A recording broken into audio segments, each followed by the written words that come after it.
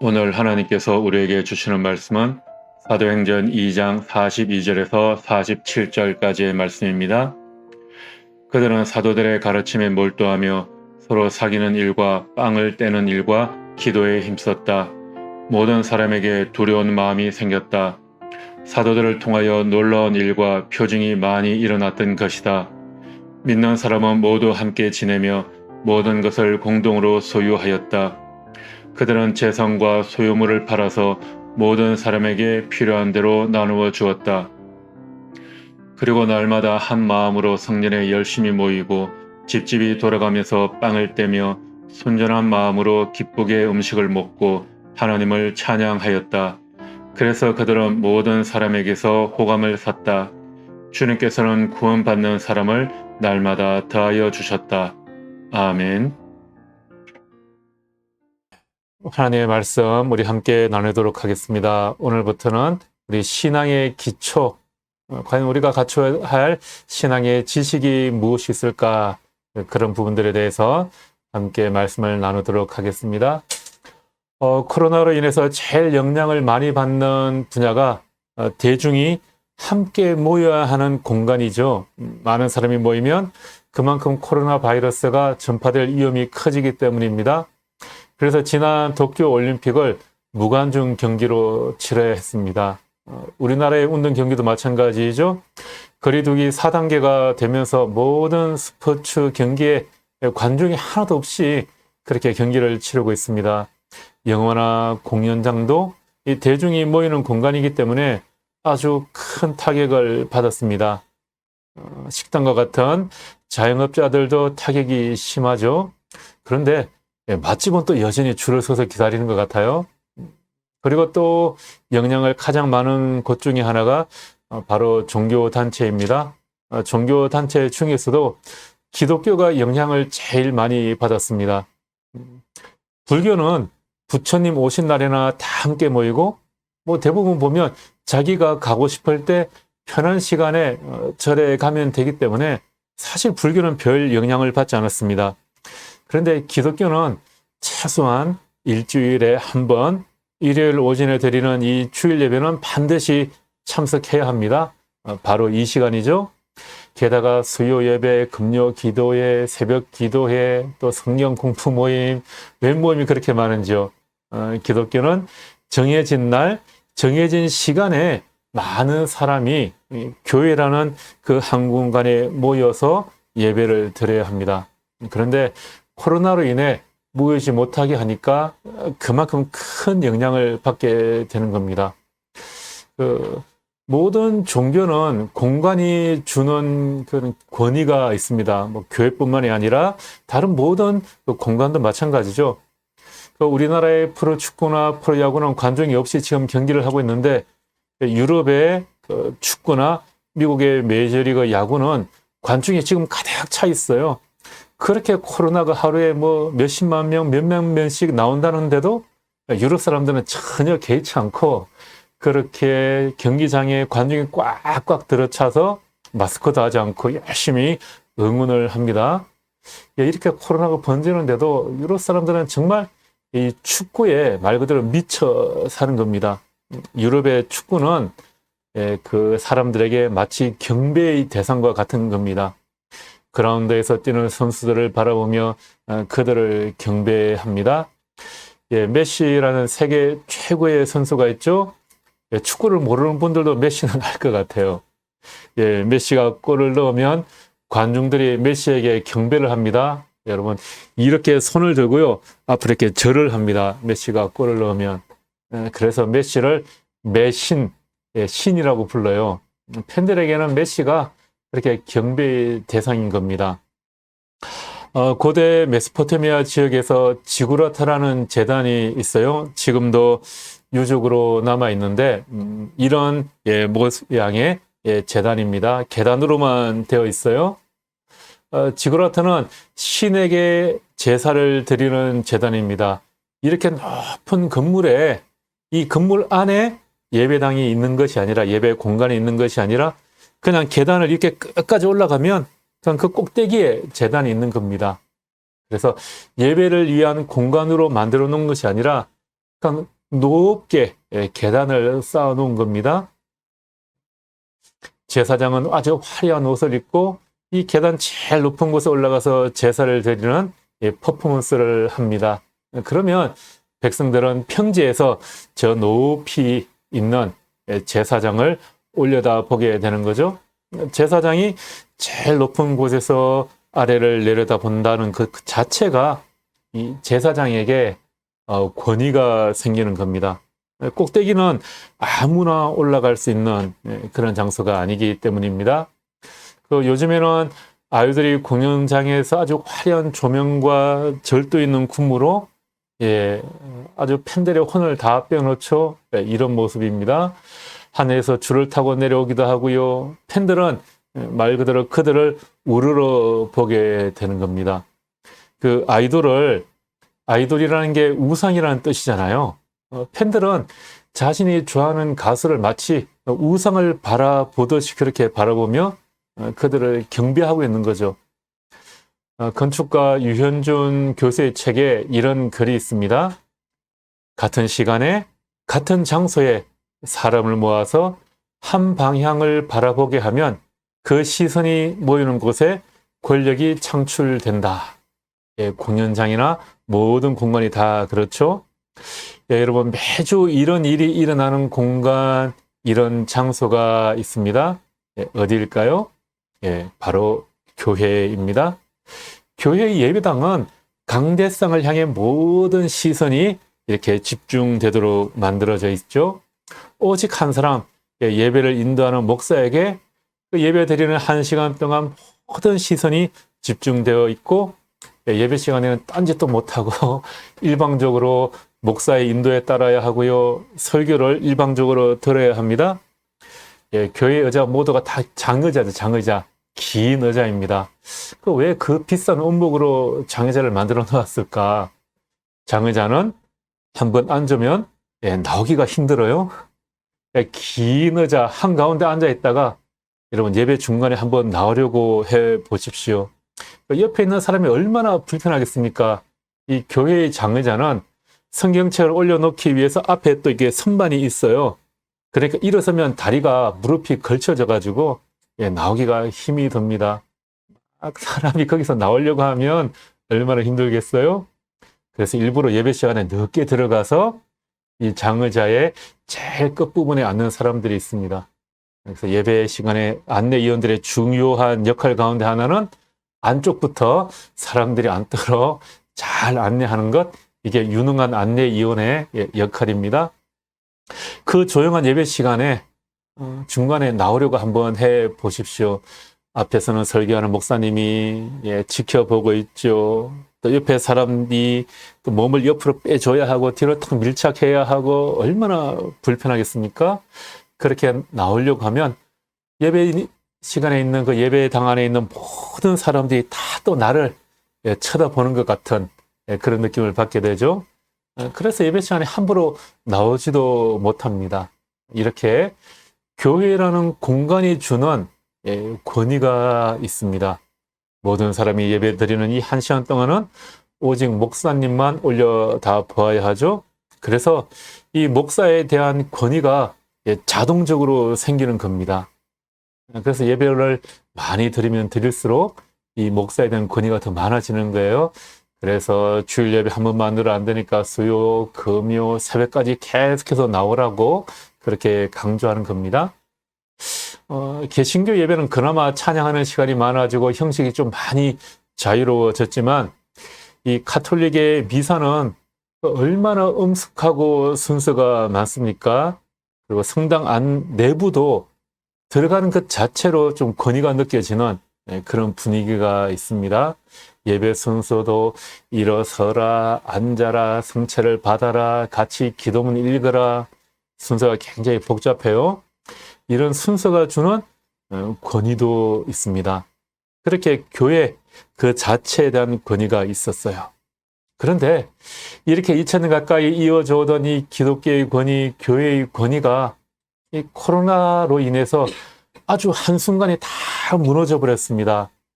비대면 예배로 바뀌면서 교회에 대한 권위, 예배에 대한 권위가 여러분 한순간에 다 무너져 버리고 말았습니다. 주일에 예배를 드리기 위해 가기 위해서는 토요일 저녁부터 무엇인가를 준비해야 할 것 같았죠. 또 주일 아침에는 깨끗한 옷으로 갈아입고 예배 시간에 늦지 않기 위해 서두르고, 예배 시간에는 앞에서 말씀드렸듯이 꼼짝도 못하고 1시간 동안 그 안에 갇혀 있어야 했습니다. 그런데 이 코로나로 인해서 집에서 온라인으로 예배 드리니까 여러분 어떠신가요? 주일 예배 시간에 맞춰 겨우 일어나 잠도 덜 깬 채로 온라인에 접속을 하고 아침을 먹으면서 예배를 드리기도 하고요. 예배 도중에 화장실을 다녀오고, 예배에 대한 권위가 한순간에 다 깨져버린 것 같습니다. 그 온라인 예배 동시 접속자가 대형 교회들도 뭐 몇천 명이 되지 않는 것 같더라고요. 그런데 여러분, 주식에 관한 라이브 방송을 하면 수만 명이 동시에 접속을 합니다. 주일 예배보다 훨씬 더 집중해서 주식 라방에 정보를 캐내기 위해서 그렇게 사람들이 모여듭니다. 생각해보면 유튜브에서는 주식 라방이 교회 예배 라이브 방송보다 더 권위 있고 경배의 대상이 되고 있다라는 겁니다. 왜 이런 일이 생길까? 제 생각에는 교회에 대한 그 잘못된 개념, 우리가 잘못된 생각을 가지고 있기 때문인 것 같아요. 여러분, 교회란 무엇입니까? 교회라고 하면 제일 먼저 여러분 떠오르는 게 무엇인가요? 우리가 교회 간다라고 흔히 말을 하는데, 그래서 교회라고 하면 예배 드리는 공간, 건물을 생각합니다. 교회라는 단어의 원래 의미는 집회, 부름받은 자들이라는 헬라어 에클레시아에서 나왔어요. 그러니까 교회라는 것은 예수 믿는 사람들의 모임입니다. 우리가 모여있는 그 공동체 자체가 교회라는 거예요. 그런데 이 교회라는 모임이 시간이 지나면서 이 건물을 가리키는 단어로 많이 바뀌었습니다. 이런 걸 언어의 사회성이라고 하죠. 교회라는 단어가 시간이 지나면서 의미가 많이 변화되었다라는 겁니다. 그래서 우리가 교회 간다라고 하면 흔히 이렇게 건물을 생각하게 되는 겁니다. 로마서 16장 5절에서 바울은 로마에 있는 교회에 편지를 쓰면서 이렇게 문안 인사를 하고 있습니다. 그리고 그들의 집에서 모이는 교회에도 문안하여 주십시오. 그들의 집에서 모이는 교회에도. 우리 가정에서 사람들이 모이는 것, 하나님을 믿는 사람, 예수 그리스도를 주로 신하는 사람들이 모여 있는 것, 그것이 바로 교회라는 겁니다. 바울은 교회를 건물이 아니라 신자들의 몸, 신자들의 공동체라고 지금 말을 하고 있는 겁니다. 여러분, 교회란 무엇일까? 오늘은 그 교회에 대해서 좀 짧게 이야기를 나누도록 하겠습니다. 교회란 무엇인가? 첫째, 교회는 즐거이 모여 하나님을 예배하는 공동체입니다. 교회의 권위는 건물이 아니라 하나님에게서 나오는 것입니다. 교회의 권위는 목회자에게서 나오는 것이 아니라 하나님에게서 나오는 것입니다. 그런데 교회를 건물로만 생각하니까 교회라는 건물이 아닌 곳에서 예배를 드리면 이 권위가 떨어진다고 생각하는 것입니다. 예배의 권위, 교회의 권위가 떨어진다고 생각을 하는 거예요. 교회라는 건물에 가서 예배를 드릴 때는 왠지 엄숙해져야 할 것 같고, 집에서 예배 드릴 때는 밥을 먹으며 잠옷 차림으로 예배를 드리는 것이 문제가 아니라 우리가 어떤 마음으로 예배 드리느냐, 이것이 더 중요한 겁니다. 사람들은 교회에 다니든 다니지 않든 어떤 것을 향해 예배하려고 합니다. 그게 우리 인간의 천성이라는 거죠. 앞에서 말씀드렸듯이 축구에 미친 사람들은 그라운드와 선수를 향해서 경배를 하는 겁니다. 그들을 향해 열광을 합니다. 그 앞에 말씀드렸던 그 메시라는 선수가 스페인의 바르셀로나라는 팀에서 올해 프랑스의 파리 생제르맹이라는 팀으로 옮기게 되었어요. 그랬더니 파리 시내가 난리가 났습니다. 시민들이 나와가지고 메시를 환영한다며 얼마나 크게 축제를 벌이는지 완전히 그렇게 난리가 나는 거죠. 그들은 축구를 향해 열광을 합니다. 선수를 향해 열광을 합니다. 축구를 위해서 돈과 시간, 애정을 아낌없이 쏟아붓습니다. 예, 메시의 연봉이 1년에 몇백억이죠. 그런데 메시가 파리로 이적을 하고 나서 메시 이름이 들어간 유니폼을 하루 만에 다 품절이 되었는데 메시 연봉의 2배치 수입이 들어왔다고 그래요. 그만큼 축구에 빠져 있는 겁니다. 사람들은 코로나도 무서워하지 않고 가득가득 그렇게 모여듭니다. 축구를 위해서 자신을 기꺼이 희생제물로 바치는 겁니다. 이렇게 우리 인간은 천성이 무엇인가를 예배하는 것입니다. 예배하는 것은 잘못이 아니죠. 문제는 무엇을 예배하느냐, 잘못 예배하고 있다라는 것입니다. 열광해야 할 것을 열광하지 않습니다. 우리는 우리의 창조자이신 하나님께 예배를 해야 합니다. 그런데 우리는 엉뚱한 것, 잠시 왔다가 사라질 것을 예배하고 있습니다. 코로나로 인해 온라인 예배가 길어지다 보니까 방역 수칙이 좀 완화되어도 사람들이 이제는 교회 가는 것 자체를 귀찮아합니다. 그냥 집에서 이렇게 예배 드리는 게 너무 편한 겁니다. 목회자들의 입장에서 보면 이것이 굉장히 큰 위기로 여겨지는 거예요. 이러다가 코로나가 끝나도 사람들이 교회로 다시 나오지는 않을까? 교회를 떠나는 교인들이 많아지지는 않을까? 이런 걱정을 하게 되는 겁니다. 유럽에는 도시마다 유명한 교회 건물 성당들이 있죠. 중세는 이곳에 사람들이 함께 모여서 예배를 드렸습니다. 그런데 지금은 그곳에 모여 예배 드리는 사람이 몇 명 되지 않아요. 10명 이내의 사람들이 모여서 예배를 드립니다. 그리고 나머지는 대부분 관광객들이 찾아오고 있습니다. 관광객들이 들어가면서 흥긋비슷하게 입장료를 내고 들어가서 구경을 하는 겁니다. 코로나가 지나고 나면 우리나라에도 이렇게 유럽처럼 교회 건물만 있고 사람은 텅 비는 교회들이 나올지도 모르겠어요. 교회라는 건물에 같은 시간, 같은 공간에 모여야만 한다고 생각하고 이 교회라는 건물 자체의 권위를 두면 이런 위기가 찾아오게 된다라는 것입니다. 그런 의미에서 우리 클라우드 교회는 교회라는 건물이 없는 온라인 예배 공동체입니다. 교회는 예수님을 구원자로 고백하는 사람들이 모인 예배하는 공동체입니다. 그렇다고 해서 제가 교회라는 이 건물을 부정하는 것이 아닙니다. 함께 모여 예배 드리는 것 정말 중요합니다. 또 예배는 친교, 교제의 공동체이기 때문에 그래요. 그러나 교회를 눈에 보이는 건물로만 생각하지 말자라는 겁니다. 지금까지 우리가 교회를 건물로만 생각했는데 눈에 보이지 않는 교회를 우리는 생각해야 하는 겁니다. 오늘 본문에 나오는 것처럼 믿는 사람들이 함께 지내는 것, 그 자체가 바로 교회라는 것입니다. 장소가 중요한 것이 아니라 중요한 것은 그 중심에 무엇이 있느냐 하는 것입니다. 우리가 무엇을 바라보고 있느냐 하는 것이죠. 교회에서는 대부분 목사를 바라보고 있습니다. 클라우드 교회 온라인 예배도 그런 면에서는 마찬가지죠. 온라인 화면을 통해 여러분들은 제 얼굴을 일방적으로 봐야 합니다. 그닥 잘생기지도 않은 이 얼굴을 1시간 내내 바라보고 있어야 하고요. 또 제 설교를 일방적으로 들어야 합니다. 줌으로 서로 얼굴을 보며 예배 드릴 수도 있어요. 한번 시도를 해보았는데 제 컴퓨터 시스템의 문제로 한번 하고 계속해보지 못했습니다. 저도 여러분들의 얼굴을 보면서 예배 드리면 좋겠다 그런 생각도 합니다. 여러분도 우리가 어떻게 하면 상호 서로 얼굴을 보며 그렇게 예배 드릴 수 있을지 좋은 생각들을 좀 이야기해 주시면 좋을 것 같습니다.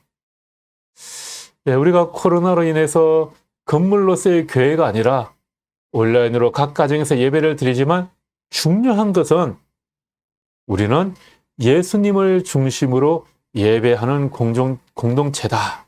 여러분, 이 사실을 잘 기억하시기 바랍니다. 교회란 무엇인가? 첫째, 예수님을 중심으로 예배하는 공동체입니다. 그러면 우리가 어디에서 예배 드려도 큰 문제는 되지 않는다라는 거죠. 두 번째로 교회는 예수 중심으로 모이는 교제의 공동체입니다. 교제의 공동체라는 것입니다. 이렇게 교제하기 위해서는 또 교회라는 건물이 필요합니다. 오늘 본문 말씀 46절 말씀에 이렇게 기록되어 있습니다.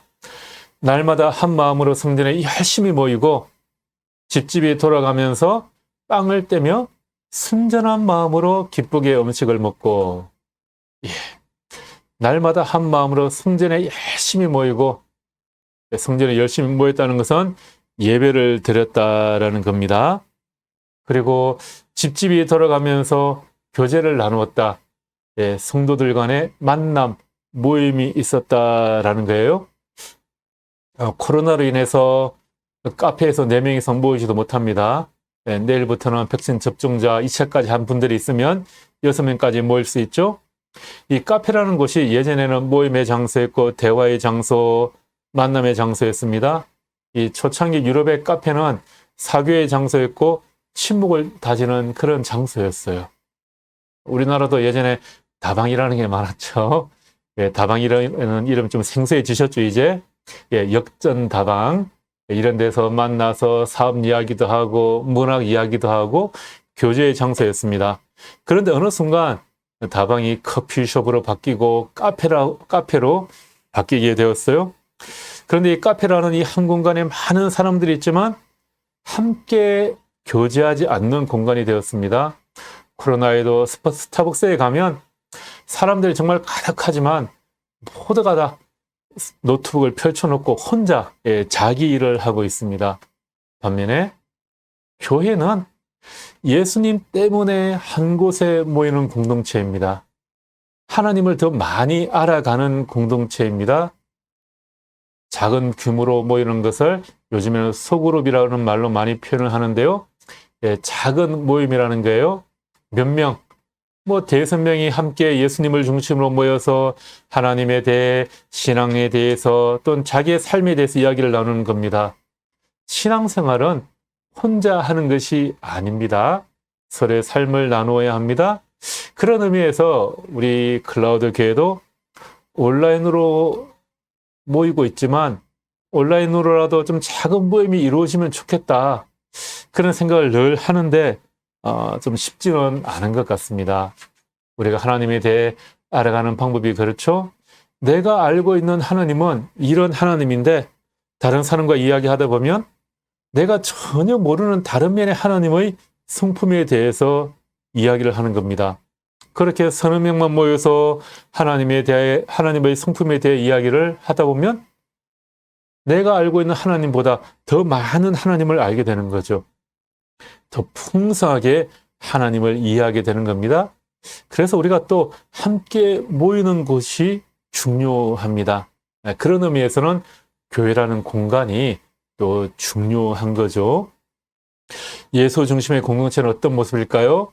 로마서 12장 9절에서 18절에 이렇게 말씀하고 있습니다. 사랑에는 거짓이 없어야 합니다. 악한 것을 미워하고 선한 것을 굳게 잡으십시오. 형제의 사랑으로 서로 다정하게 대하며 존경하기를 서로 먼저 하십시오. 열심을 내어서 부지런히 일하며 성령으로 뜨거워진 마음을 가지고 주님을 섬기십시오. 소망을 품고 즐거워하며 환난을 당할 때 참으며 기도를 꾸준히 하십시오. 성도들의 쓸 것을 공급하고 손님 대접하기를 힘쓰십시오. 교회라는 단어는 문자적으로 부름받은 자들이라고 말씀드렸죠. 따라서 신자들이 함께 공동체를 이루는 이유는 단 한 가지입니다. 그것은 하나님이 그들의 옛 삶의 방식에서 불러내 주셨기 때문입니다. 죄에서 구원받은 사람들의 모임이 바로 교회 공동체가 되는 겁니다. 그래서 악한 것을 미워하고 죄로부터는 우리가 멀어져야 합니다. 서로를 사랑으로 대해야 한다라고 말씀합니다. 사랑으로 대한다는 말은 형제애를 의미하는 필로스라는 말과 같은 배, 사람의 배, 같은 배를 의미하는 아델포스로 이루어져 있는데요. 그러니까 이 말은 어떤 의미냐 하면 신자들은 복음으로 인해서 같은 배에서 태어난 형제인 것처럼 서로를 그렇게 깊이 사랑해야 한다라는 겁니다. 서로의 형제자매를 한번 생각해 보십시오. 친형 형제자매. 형제자매가 멀리 떨어져 있어도 서로를 생각하며 상황을 걱정해 줍니다. 형제자매는 떨어져 있어도 서로의 필요를 누구보다 잘 압니다. 초기 교회 성도들은 서로를 끔찍히 아끼기로 소문이 났다고 그래요. 그러한 사랑은 서로를 존경하게 만들어줍니다. 서로에 대해 진정으로 존경할 수 있으려면 예수 그리스도 안에서 우리를 향하신 하나님의 사랑을 깨닫고 기억하는 것입니다. 하나님이 나 같은 사람도 용서하시고 사랑해 주셨다라는 것을 깨닫게 되면 누군가가 좀 얄밉게 굴고 보기 싫어도 내가 그리스도의 사랑으로 기꺼이 사랑할 수 있게 되는 겁니다. 그리고 함께 즐거워하며 함께 참으며 함께 기도하게 됩니다. 그리고 결국 서로의 필요를 채워주게 된다라고 말씀합니다. 뭐 그렇다고 해서 여러분들의 집에 있는 물건 다 팔아서 나눠주라, 그런 건 아닙니다. 그렇게까지 우리가 서로를 사랑하는 마음을 가지자라는 것이죠.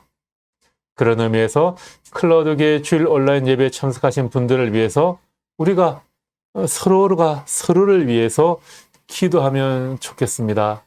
서로가 아직 서로의 얼굴도 잘 모르는 사이지만 서로를 위해 기도해 주시기 바랍니다. 댓글창에 이렇게 댓글 남기신 분들 이름이 여러분들 보이시잖아요. 이분들 이름을 좀 잘 메모해 두셨다가 서로의 이름을 부르면서 좀 기도해 주시기 바랍니다. 그러면 좋겠다라는 그런 생각을 해보게 됩니다. 여러분 이번 한 주간 우리 댓글창에 이름을 남기신 분들을 기억하시면서 그분들을 위해 한번 이름을 부르며 기도해 보시기 바랍니다. 그것이 바로 예수님을 중심으로 하는 교제하는 공동체라는 것입니다. 세 번째로 교회는 예수 중심으로 섬기는 공동체입니다. 섬기는 공동체. 기독교 신앙의 핵심은 우리가 하나님을 섬기는 것이 아니라 하나님을 우리를 섬겼다라는 것입니다. 우리가 하나님을 섬기고 다른 사람을 섬기는 것은 먼저 예수님이 우리를 섬겨주셨기 때문입니다. 우리는 주님의 섬김에 감격하고 감사하는 마음으로 우리의 이웃을 섬기는 것입니다. 우리가 다른 사람을 섬기는 것은 우리를 먼저 섬겨주신 예수님의 사랑에 대한 우리의 자연스러운 반응이라는 거죠. 하나님의 은혜를 갚기 위해서 우리가 봉사하고 누군가를 섬긴다. 그것이 아닙니다. 그것은 쓸데없는 짓입니다. 우리의 힘으로는 아무리 애를 써봐야 우리가 받은 은혜의 10,000분의 1, 100,000분의 1, 100,000분의 1도 갚을 수가 없어요. 그뿐만 아니라 우리에게는 이제 갚을 빚이 아예 없습니다. 주님께서 우리의 죄의 빚을 이미 다 탕감해 주셨습니다. 예수 그리스도의 십자가의 사랑으로 우리의 모든 죄의 빚을 다 탕감해 주셨습니다. 그래서 우리는 예수님 때문에 섬기는 겁니다. 직장에서는 상사의 눈에 들기 위해서 온갖 아부를 하며 상사를 섬기지만 하나님 나라에서는 쓸데없는 짓이라는 거죠. 예수 중심의 섬김은 자신을 낮춰서 아랫사람과 주변 사람들을 섬기는 것입니다. 복음 중심의 섬김은 살아있는 동안 우리가 어디를 가든지 그 있는 삶의 자리에서 잘 섬기는 것입니다. 내가 집 안에 있다면 집에서, 가정에서, 이웃에서, 또 일터에서, 교회에서 여러분들이 삶의 위치에서 예수님의 마음으로 누군가를 섬기는 것입니다. 온라인으로 우리가 예배를 드리다 보니까 우리는 교회에서 섬길 일이 없어진 것 같아요. 성경에는 영적인 은사에 대해서 이야기할 때마다 교회 안에서 서로를 섬기라라는 말이 빠지지 않고 나옵니다. 우리도 온라인이기는 하지만 클라우드 교회를 위해서 서로가 섬길 방법이 무엇이 있는가? 여러분들이 교회를 위해서 섬길 수 있는 방법이 무엇이 있을까? 예, 아무리 생각해 봐도 잘 떠오르지를 않아요. 여러분 한번 고민해 보시기 바랍니다. 여러분들이 클라우드 교회를 위해서 섬길 수 있는 방법이 무엇이 있을까? 한번 고민을 해보시면 좋을 것 같아요. 그래서 여러분들이 클라우드 교회를 위해서 무엇인가 섬길 수 있는 방법을 찾으면 그것이 바로 소속감을 생기게 만들어 주는 것입니다. 여러분들 생각해 보시고 좋은 아이디어 말씀해 주시기 바랍니다. 오늘은 계속해서 주제마다 여러분들이 생각해 보고 아이디어를 내야 될 그런 것들만 말씀드리고 있게 되네요. 마지막으로 교회는 무엇이냐? 마지막으로 교회는 예수 중심으로 전도하는 공동체입니다. 전도하는 공동체. 그런데 우리나라는 이 전도라고 하면 부정적인 시각이 너무나도 많아졌습니다. 사람들이 거리에서 전도제를 나누어주고 지하철에서는 예수천당 불신지옥이라는 이런 띠를 두르고 판넬을 들고 다니는 분들이 있습니다. 교회에서도 전도하려고 얼마나 여러분을 달달 볶았습니까? 코로나 때문에 그런 일이 좀 줄어들었죠. 우리나라가 1970년대 그때는 산업화 도시화 시기였잖아요. 사람들이 도시로 계속해서 몰려들었습니다. 그래서 이 시기에는 전도를 하지 않아도 자동으로 전도가 되었어요. 이때는 사람들이 그냥 교회로 몰려드는 시기였습니다. 그래서 세계 어디에서도 찾아볼 수 없는 상가 교회가 생겼습니다. 도시에 땅은 좁고 교회를 지을 땅도 없고 돈도 없잖아요. 그래서 상가 건물을 임대해서 그곳에 교회라는 이름만 붙여놓으면 예배를 드리기만 하면 사람들이 몰려들었습니다. 이 대한민국의 상가 교회는 기독교 2000년 역사에 있어서 최고의 히트 상품, 아이디어 상품입니다. 그런데 코로나로 인해서 이것마저 힘들어졌습니다. 자, 그렇다면 코로나 시기에 우리 교회의 전도 방법은 무엇일까? 코로나 시대에 교회의 전도는 무엇일까? 전도하는 공동체란 무엇일까? 교회가 더 교회다워지면 복음은 자연스럽게 전파가 됩니다. 오늘 본문 말씀 47절 말씀입니다. 그래서 그들은 모든 사람에게서 호감을 샀다. 주님께서는 구원받는 사람을 날마다 더하여 주셨다. 주님께서 구원받는 사람을 날마다 더하여 주셨다. 이것이 바로 전도겠죠? 초대 교인들은 따로 전도하지 않았습니다. 아니, 전도할 수도 없었어요. 로마 시대에 얼마나 심한 핍박이 있었습니까? 몰래 숨어서 예배를 드렸고요. 교회의 정식 멤버로 가입을 아무나 시켜주지도 않았습니다. 그런데 교회가 하나님을 전심으로 예배하고 모여서 교제 나누고 섬기고 사랑하니까 주변에 이 교회에 대한 소문이 나서 사람들이 찾아왔다라는 것입니다. 이것이 여러분 바로 전도입니다. 우리 교회가 교회로서의 온전한 모습, 본질을 되찾게 되면 자연스럽게 사람들이 교회에 찾아오게 된다라는 거죠. 클라우드 교회 전도는 더 쉽습니다. 좋아요, 댓글, 구독, 알람 설정, 링크 공유 이렇게 좋은 소문을 내는 겁니다. 좋아요, 댓글, 구독, 알림 설정, 링크 공유 이게 좋은 소문을 내는 거죠. 이것이 바로 현대 교회의 전도 방법이라는 겁니다. 교회는 무엇인가? 예수 중심으로 모이는 공동체입니다. 다시 말하자면 하늘나라를 이 땅에 가지고 오는 것이 바로 교회입니다. 그 하늘나라, 우리가 말하는 그 천국을 이 땅에서 눈꽃만큼 맛보는 것이 바로 교회입니다. 하나님은 우리와 하나님과의 교제를 위해서 이 땅에 교회를 만드셨습니다. 성령을 부어주시고요. 우리를 부르셨습니다. 건물이 아니라 예수 중심으로 모이는 공동체를 이루게 하여 주셨습니다. 우리 클라우드 교회가 바로 그렇게 예수 중심으로 모이는 공동체가 되기를 바랍니다. 그 가운데 성령께서 함께 하시기를 바랍니다. 우리가 비록 함께 얼굴을 대하지 못하고 온라인으로 예배를 드리지만 이곳에 여러분들의 각자의 예배의 장소에 지금 주님께서 함께하여 주십니다.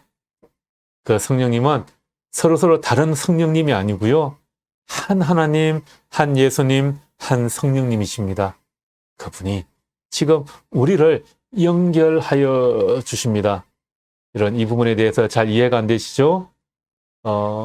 양자 역학이라는 게 있어요. 갑자기 이야기가 옆으로 살려고 하는데, 양자 역학이 무엇이냐 하면 이 전자가 여기에도 있고 저기에도 있고 동시에 두고 몇 곳 함께 한다는 것이 양자 역학의 그런 기본 개념이라 그래요. 그렇게 우리의 이해로 이해할 수 없는 그런 방법으로 성령님은 지금 여러분과 함께 하여 주고 계십니다. 말씀을 마무리 짓도록 하겠습니다. 우리 클라우드 교회가 온라인 교회를 뛰어넘어 새로운 공동체를 만들어 나가는 그런 예배 공동체가 되기를 바랍니다. 그래서 정말 우리가 성령으로 하나 되는 그런 공동체가 되기를 바랍니다. 우리가 교회의 4가지 모습에 대해서 말씀을 나눴습니다. 여러분 이 4가지 모습 잘 기억하시고요. 우리가 예수 중심으로 하는 예배 공동체가 되기를 원합니다. 예수 중심의 교제하는 공동체가 되기를 바랍니다. 예수 중심의 또 섬기는 공동체가 되기를 바랍니다. 예수 중심으로 전도하는 공동체가 되기를 바랍니다. 여러분 이 4가지 잘 기억하시고요. 우리 클라우드 교회가 이러한 예배의 교회의 본질을 잘 지켜나가는 그런 온라인 예배 공동체가 되기를 바랍니다. 그래서 이 코로나가 끝났을 때 정말 언젠가는 다 같이 모여 얼굴을 맞대고 예배할 수 있는 그런 또 예배 공동체, 교제하는 공동체가 되기를 바라겠습니다. 그리고 이번 한 주간 우리가 아까 약속한 거 있죠? 서로가 서로를 위해 기도할 수 있는 그런 기도하는 공동체가 되기를 주님의 이름으로 축복합니다. 그리고 그 은혜를 우리가 함께 나눌 수 있게 되기를 바라겠습니다. 기도하겠습니다.